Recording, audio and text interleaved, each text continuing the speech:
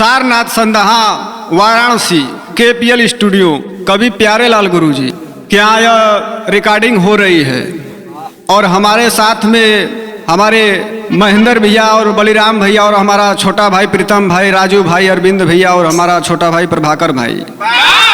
बहुत लोगों की आवाज आई कि हम लोग अपनी आवाज समाज के बीच में रखेंगे। यह आवाज भारत की बेटियों के लिए कैसी आवाज है, दिल दहला देने वाली बात है।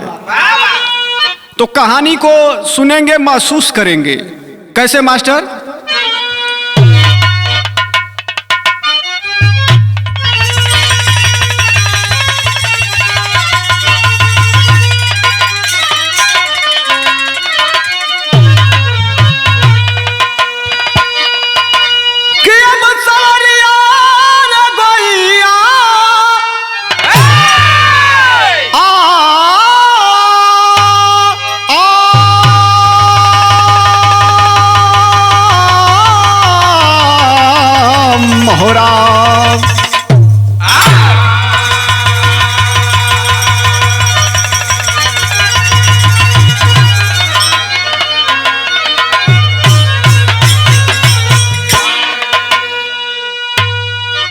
पैसा सबसे पवित्र होता है।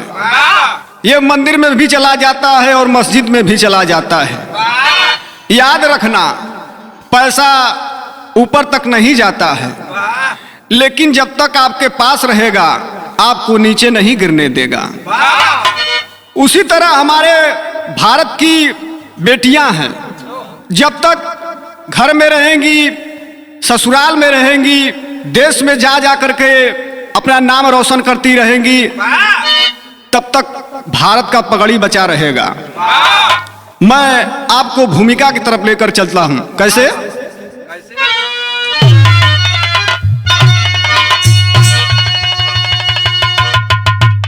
आन की स्थिति क्या से क्या हो गई, क्या से क्या हो गई है सामाजिक व्यवस्था। आदमी हो गया आज हिंसक पशु, देखो हालत मानवता की है आज खस्ता। अब सुरक्षित नहीं है बहन बेटियां, उनको दर दर सता करके मारा गया। उनकी इज्जत जहां पर उतारी गई, मौत के घाट उनको उतारा गया।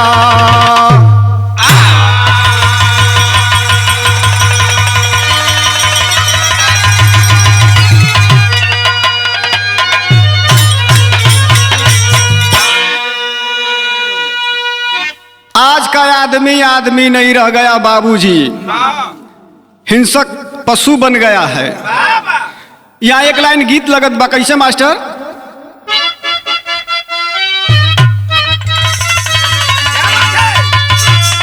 हाथ में मेहंदी मांग से दूर बर्बाद कजरावा हो गईला।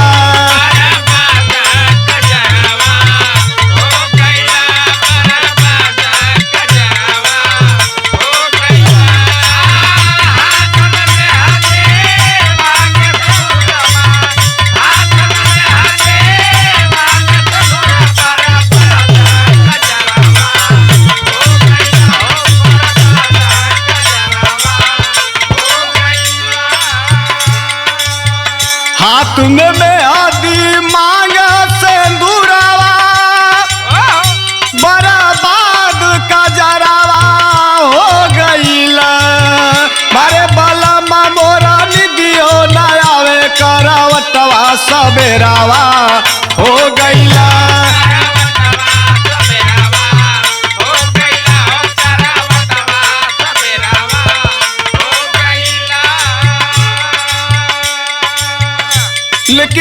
का भाव लगल पंचो भाबू भैया कैसे? किस्मत परो वाली बहिन बेटी अब बची इज्जतिया किस्मत से।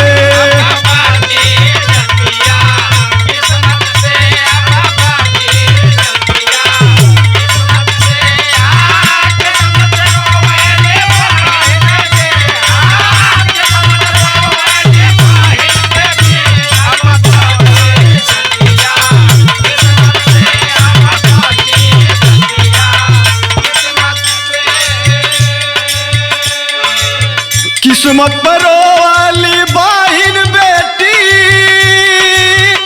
अब बची जतिया किस्मत से। आज कमाना भइल दाना बाचल समतिया किस्मत से।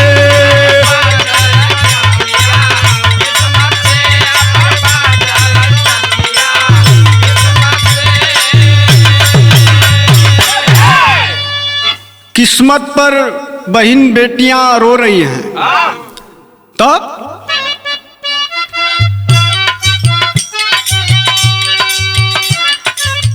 हरियाणा में बाट भिवानी लक्ष्मणपुर डाड़ी गौआ हो।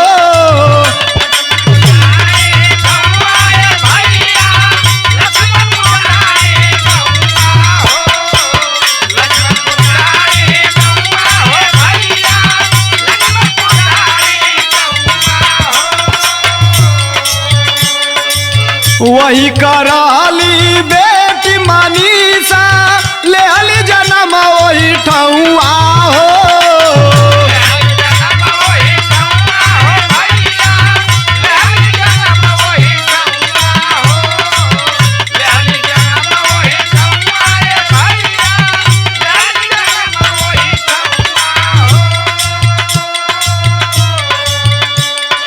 बिगड़ा पहोले बिगड़ जाले बनी जाल हो बतिया किस्मत से।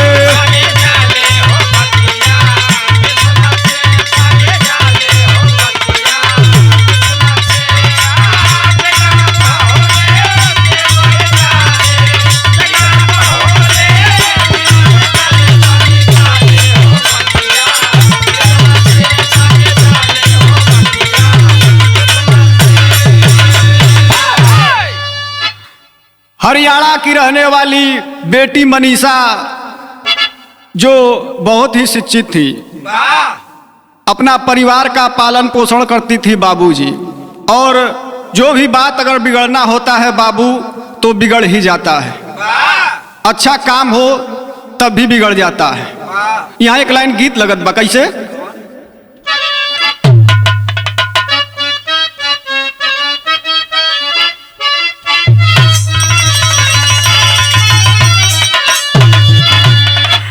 दरवाजा खुला छोड़ आई नींद के मारे।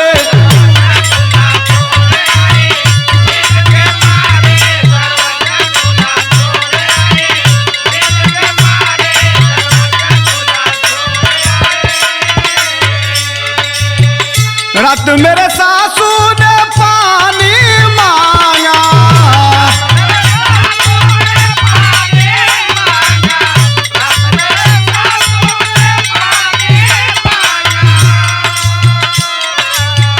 रात मेरे सासू ने पानी मांगा, मैं कुएं में ढकेले आई नींद के मारे।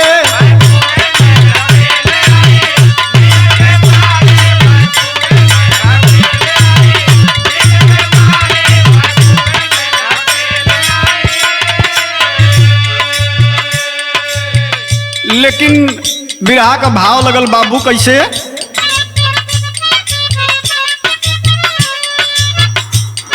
कपारे जुलुम ढाव हाय रे गरीबी।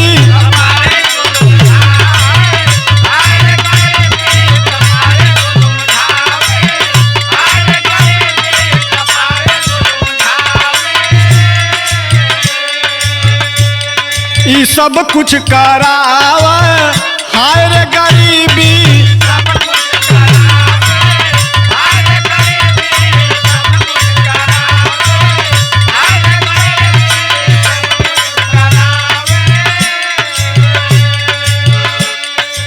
मजदूरी करके पापा पैसा लिया।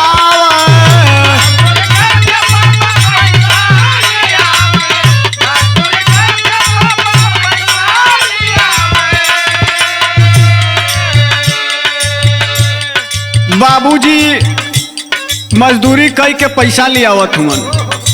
कहल जाला सूर्य की गर्मी और बाप की गर्मी को सहना सीख लो, क्योंकि ये दोनों जब डूबते हैं तो चारों तरफ अंधेरा छा जाता है। वही पैसा से परिवार चलावा।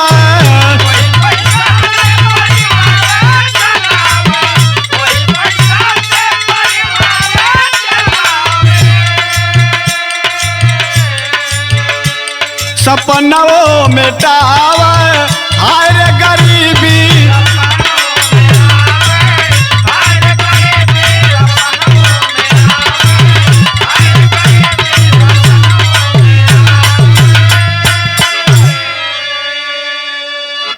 गरीबी क्या होती है बाबूजी, यह गरीबों से पूछो जो 2 वक्त का खाना भी नसीब नहीं हो पाता है। लेकिन यहाँ बिरहा का गीत लगत बा कैसे?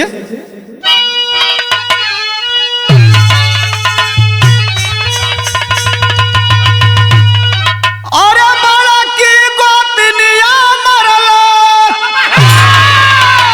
अरे बड़ा की गोतनिया मरला, अरे तानावा के बतिया पतिया रोई रोई ना, पतिया रोई रोई ना, लिखावा राजमतिया पतिया रोई रोई ना।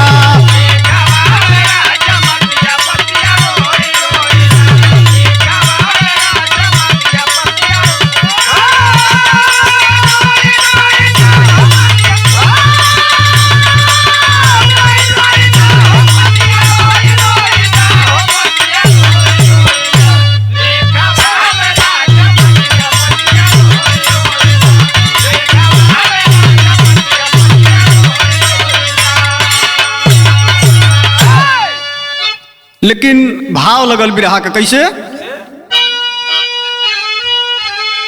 कैसे गरीबिया में, अरे कैसे गरीबिया में बचे अब ये जतिया बतिया छतिया छेदना, बतिया छतिया छेदना, सुन के बिटिया का विपतिया बतिया छतिया छेदना।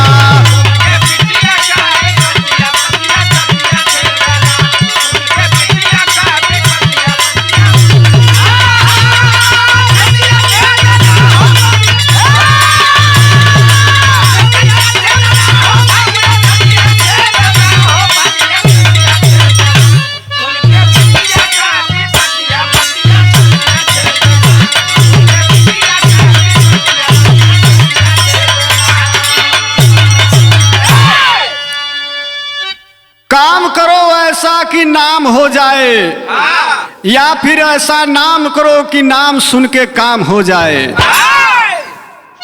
देश के दरिंदों ने उस लड़की के साथ किया क्या बाबूजी?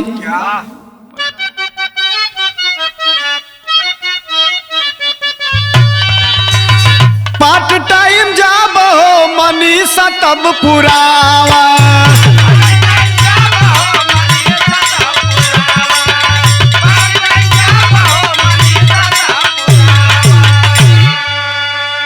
खुद पढ़ के लइकन के टीचिंग करावा।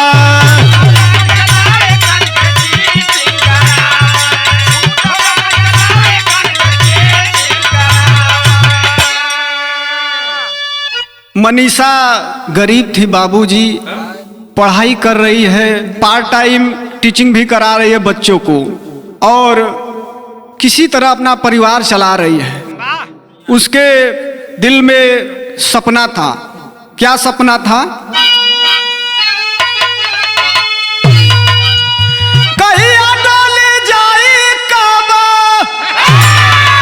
कहिया डोली जाई कब, समैया के नियतिया बतिया छतिया छेदना, बतिया छतिया छेदना, सुन के बिटिया के विपतिया बतिया छतिया छेदना।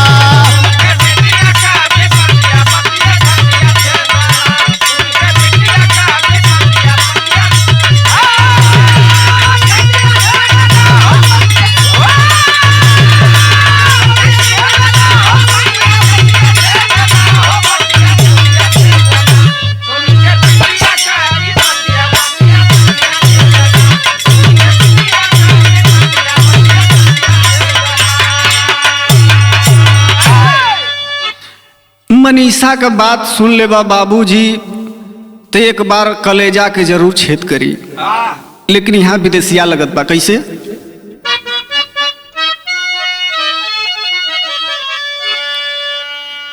ग्यारह अगस्त 2025 रहल हो, चलल बा मनीषा कॉलेज छोड़ी आपन घरावा। लौट के बेरी तब घरावा फोन कैली, घरावा आवे में हमके हो जाई अन्हारावा। नरसिंह कॉलेजा में फरामावा भरे के बाटे, चली भैल पैदल खिलल बाचे हरावा। धीरे धीरे होई गईली 10 बजे रातिया हो, घरवा न अइली लल सब कर जियारावा। 11 अगस्त 2025 बताया गया वह दिन। मनीषा अपने घर से निकलती है और नर्सिंग कॉलेज में अपना एक फार्म होता है, वही फार्म भरने के लिए अपने पिताजी से कहती है कि बाबूजी मुझे फार्म भरने जाना है, हो सकता है शाम को मुझे लौटने में देर हो सकती है, कुछ समय का इंतजार करिएगा, मैं फार्म भर करके आ जाऊंगी घर पर। तब बाबू यहाँ बिरहा का तर्ज लगत बा। कैसे?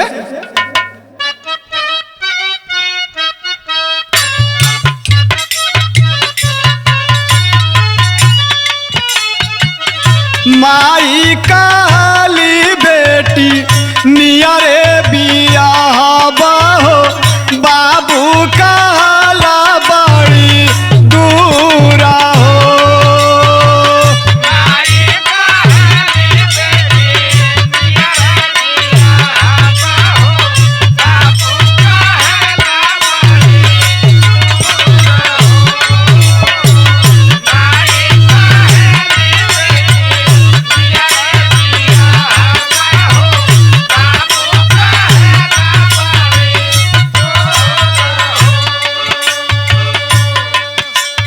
लेकिन बिरहा का भाव लगल पंचो। कैसे?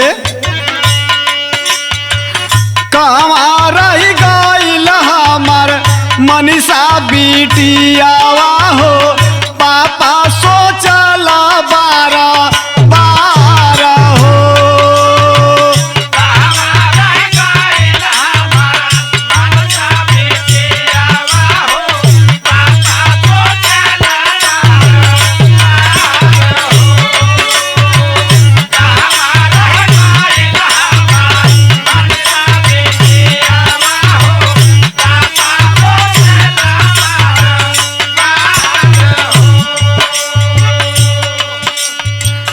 फोनवा भी स्विच ऑफ उनकर बतावत हउए, शंका घेरत बा बड़ी यार हो।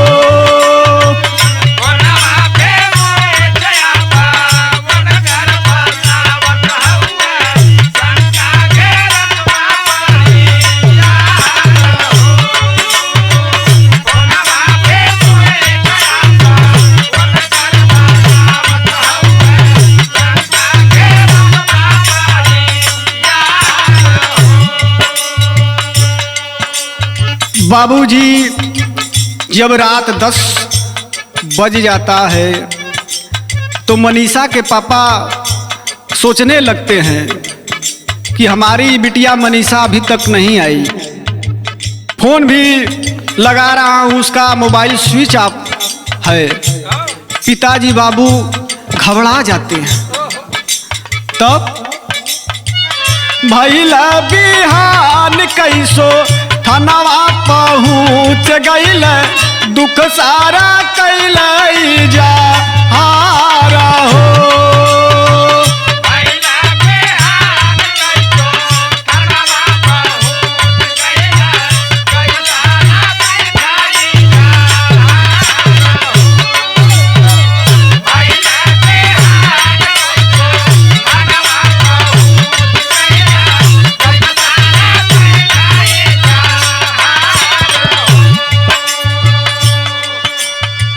खोजा खोजाए साहब हमरे बिटियावा के, खोजा खोजाए साहब हमरे बिटियावा के, पहुआ परिला हम तो हारा हो।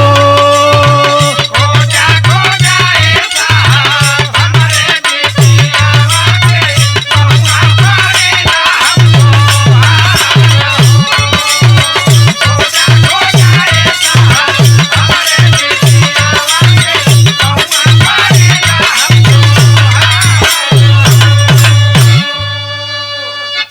मनीषा के पिताजी बाबू पंचो भैया रात भर सुत ना पावत हुमन, नींद ना लगत बा।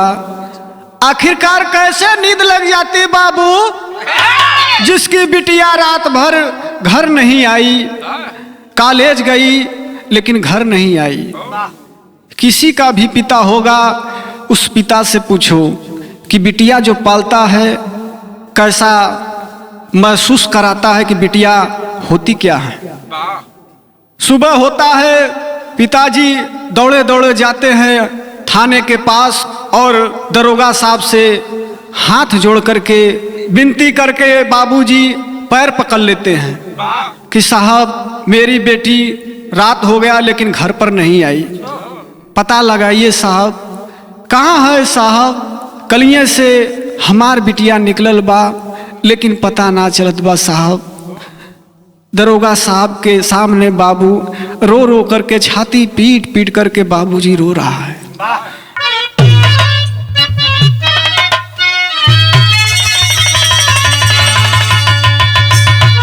अरे बाबू दरोगा जी, अरे कवनी गुनाहिया बनला पियावा मोर, बाबू दरोगा जी।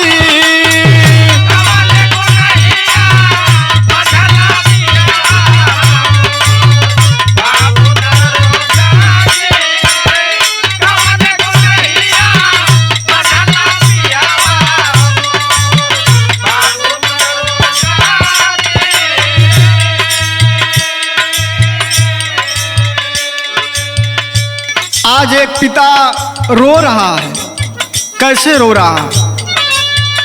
बड़का साहेब हो,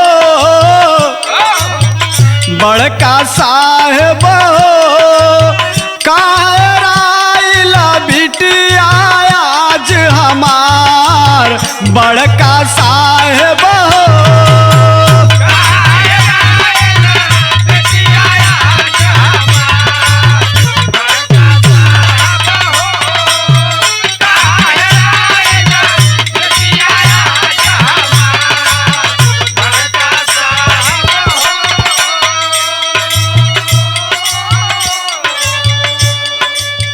किस हालत में कहाँ हुई है, होना वो बंद बतावा।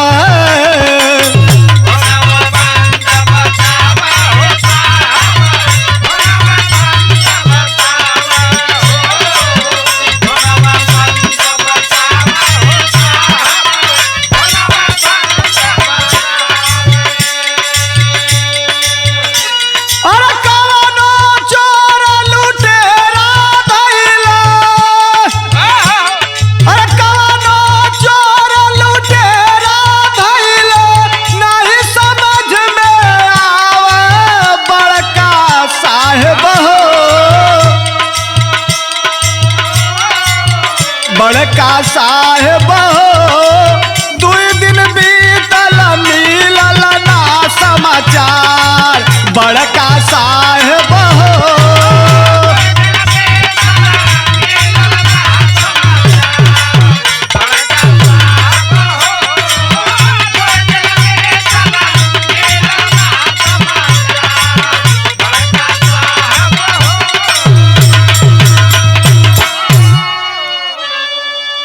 ये दुनिया बड़ा खराब है दरोगा साहब।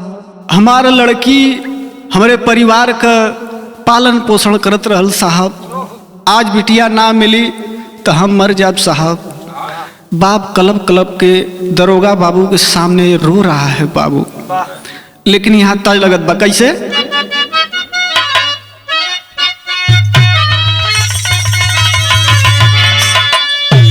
हमार बाल मुरात काहे ना अइला।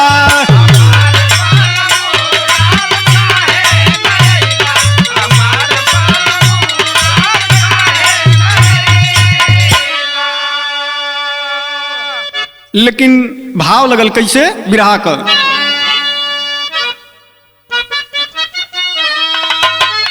अरे कहेला प्रशासन बन के पागल ये बाबू।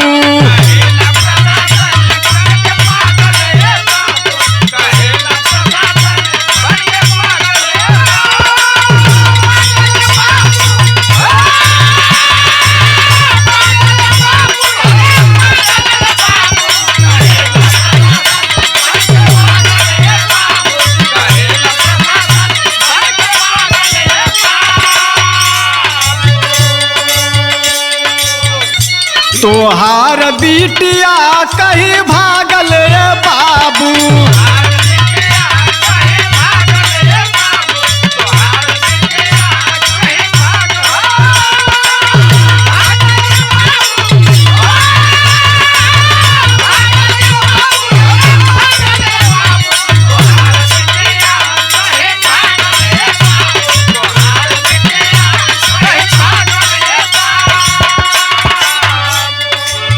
भइल होई फरार अपने प्रेमी के संगावा।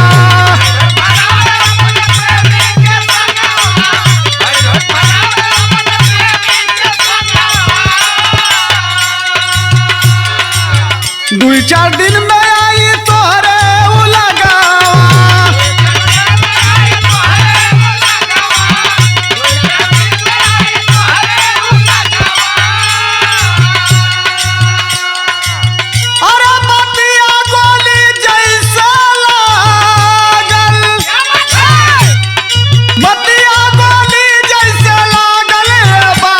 तोहार बिटिया कहीं भागल ये बाबू।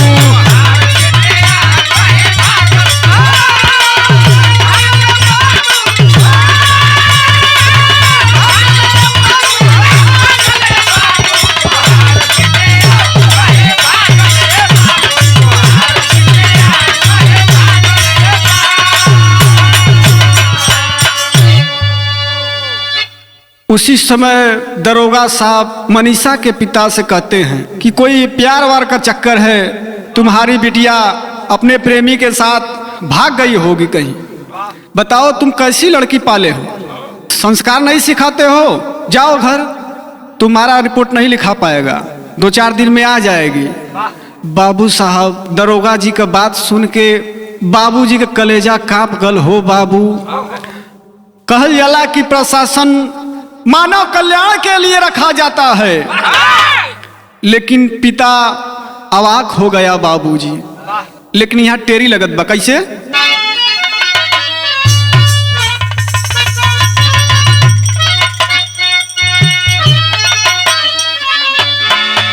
अरे मनीषा बिटिया होई मोर कहाँ, लक्ष्मी बूझल घर का काला रोई रोई।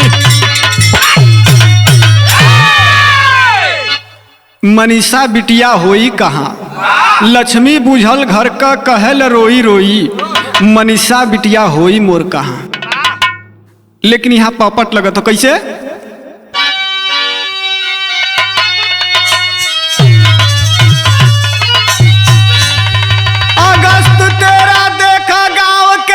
लसिया सियारू कना मिलल मनीषा का खेत में लसिया सियारू कना।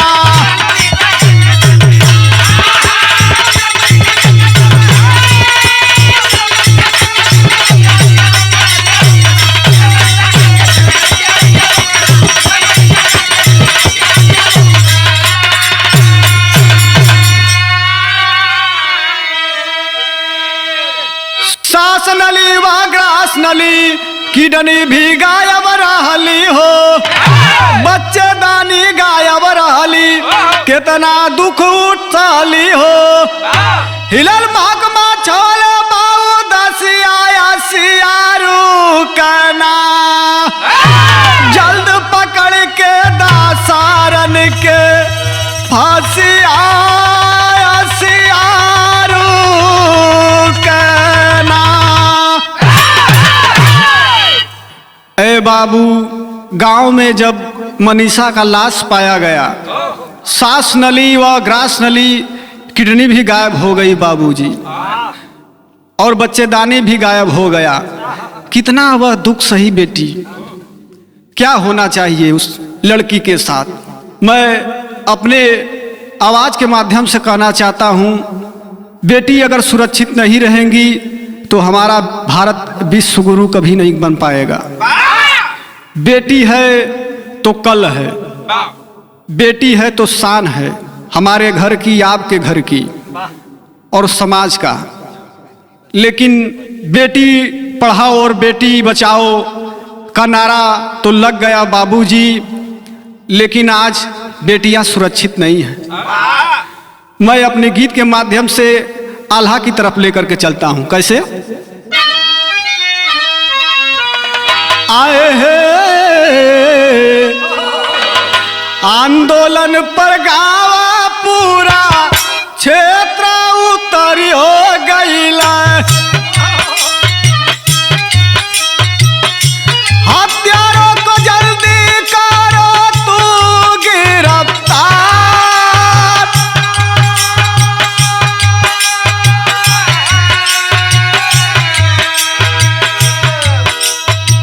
पर पूरा गांव के क्षेत्र के लोग बाबू सब लोग इकट्ठा हो गए और हत्यारों को गिरफ्तार करो। जब तक हत्यारा गिरफ्तार नहीं होगा तब तक मनीषा का अंतिम संस्कार नहीं होगा। गांव में आक्रोश छा गया बाबूजी, चक्का जाम कर दिए और वहां के लोगों में पूरा खलबली मच गया।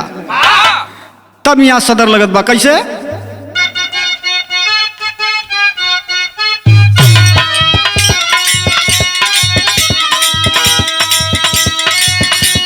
गौवा के लोगवा उठावे नहीं लसिया,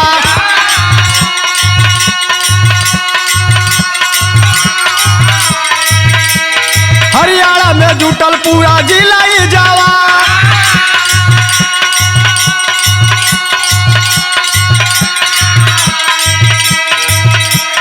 नरसिंह कॉलेज बाबा शंकर के नजरिया,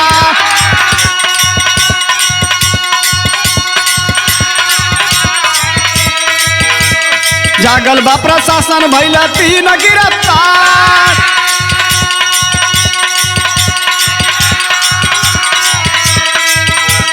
नाई के सुरक्षित बहिर बेटी का ये जातिया,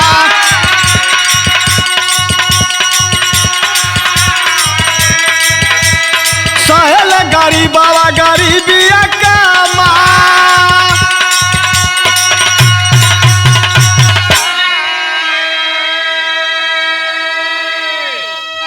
हरियाणा में बाबू पंचो भैया पूरा जवार जुटल बा। जब रिपोर्ट आइल बा बाबू एम्स में दिल्ली के, यहाँ से जब रिपोर्ट आई तो रिपोर्ट में कुछ और ही दिखाया गया। किडनी निकाली गई और सांस नली और ग्रास नली भी निकाला गया और बच्चेदानी भी। सोचिए आज मानव कहाँ से कहाँ हो रहा है बाबू। जब पता चलता है प्रशासन को तो जितने वहाँ के पुलिस थे सबको सस्पेंड करवा दिया गया और नए प्रशासन का तबादला हुआ। लेकिन यहाँ खड़ी लगत बा। कैसे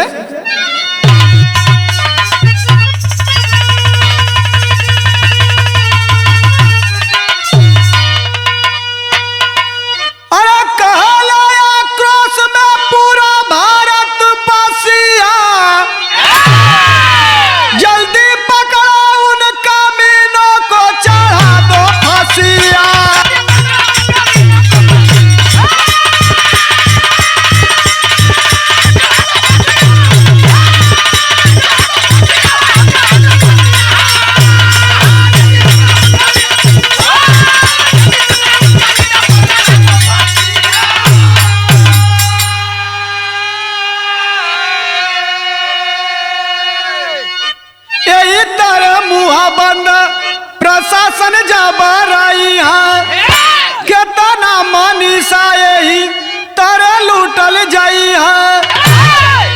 यही तरह प्रशासन अगर चुप रही तो न जाने कितने मनीषा इस देश से लापता हो जाएंगे।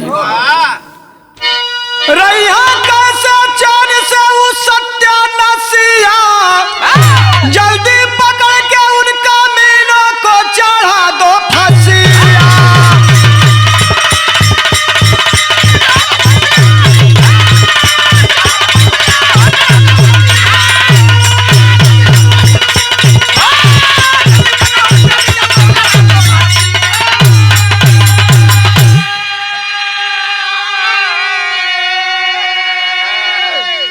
करने में और कहने में बड़ा फर्क होता है बाबूजी। करने से इंसान राजा बन सकता है, लेकिन कहने से केवल रायचंद बन सकता है। कहने से हिंदुस्तान विश्वगुरु नहीं बनेगा। हमारे घर की बेटी और आपके घर की बेटी सुरक्षित अगर रहेगी तभी हमारा भारत विश्वगुरु बनेगा। तब कहना है आखिरी लाइन में,